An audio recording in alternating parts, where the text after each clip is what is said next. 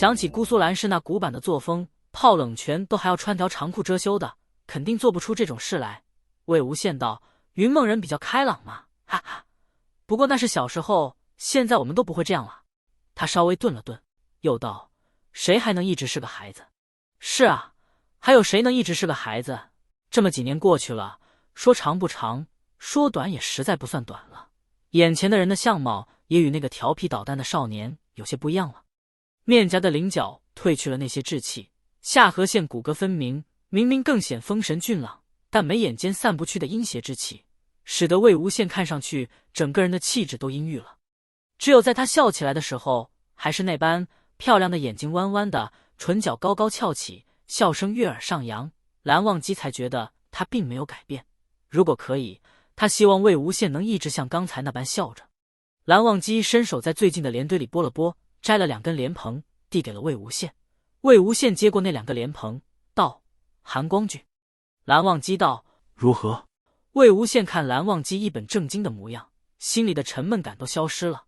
他笑道：“寒光君，你不能这样摘，不能光看个头大，还要看颜色，看形状。”他兴致满满的撸起袖子，坐到蓝忘机旁边，又道：“来，我来教你，保证寒光君回去了以后，能成为全姑苏最会摘莲蓬的人。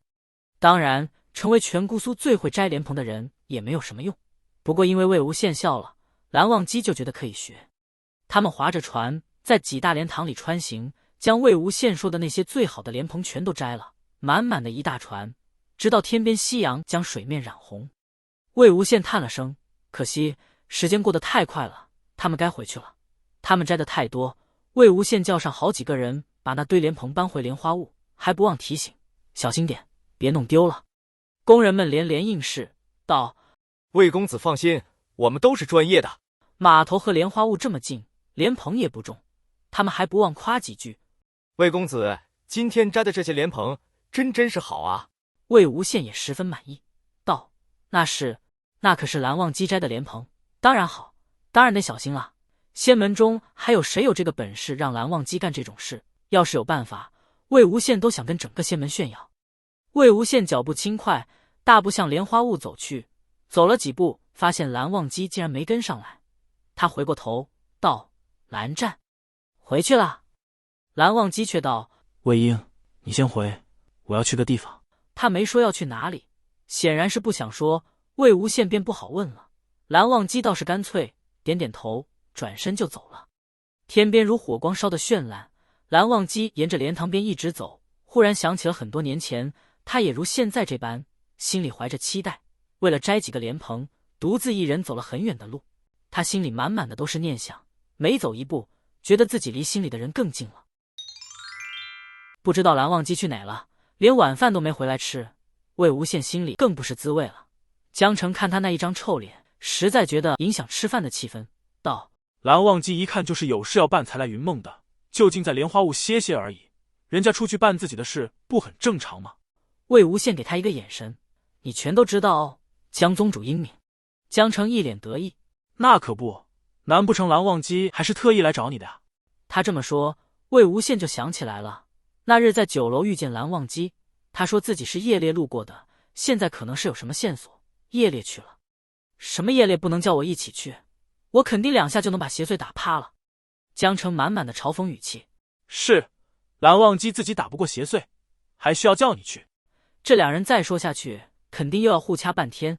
江厌离及时出来打断他们的对话，笑道：“没关系，我有留饭菜给寒光君，等他回来了，阿羡你再带他来吃。”魏无羡听了，跑去拿了个特大的碗，边说边往碗里夹菜。蓝湛出去夜猎，肯定会累会饿的，我给他多留一些，还是师姐想的周到。可怜的江澄筷子还没碰到菜，那碟子里的菜被魏无羡一卷，几乎都要光了。这啥？魏无羡以为蓝忘机是猪吗？他大喊：“魏无羡，你够了！蓝忘机吃素的呀，你把肉留下呀！”夜幕降临，莲花坞里点起了通明灯火。魏无羡确认蓝忘机没回来后，跑到莲花坞门口转来转去。长街之上已是夜市开摊的时辰，人声鼎沸，十分热闹。蓝湛会不会出什么事了？夜猎这种事很难说的，即使蓝忘机有足够的实力，但如果……魏无羡想着，要不叫几个小鬼出来去找蓝忘机吧。可怎么找？要不多叫几群，把方圆几十里有异动的地方都给绝了。他还没来得及动手，就看到人群中走出来一个仙气飘飘、气质出众的白衣人，捧着好一些莲蓬向他的方向走来。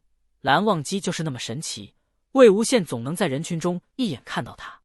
魏无羡松了口气，跑上去：“蓝湛，你回来了。”蓝忘机嗯了一声。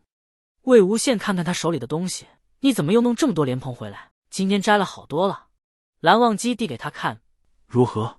都是按魏无羡教的方法选的，而且蓝忘机那么聪明，当然挑的都是很好的。”魏无羡夸道：“非常好，韩光君这是准备回去称霸姑苏？”他接过一些，帮蓝忘机减少负担，又道：“蓝湛，你怎么不把金去掉，再找个矿装着就好拿了呀？”蓝忘机淡淡说了声：“带金的更好吃。”魏无羡一愣，这话挺熟悉的，好像他以前是不是曾经这么胡说八道过？蓝忘机接着又问：“魏婴为何站在门口？”魏无羡不好说是在等他，赶紧扯开了话题：“师姐给你留了晚饭，快跟我来了，不然都要冷了。”大热天的，冷不冷有什么关系？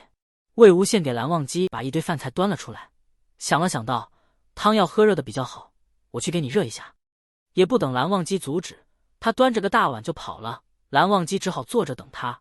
不过魏无羡这样让他感觉挺新鲜的，心情还有点好。要是没有出来破坏气氛的人就更好了。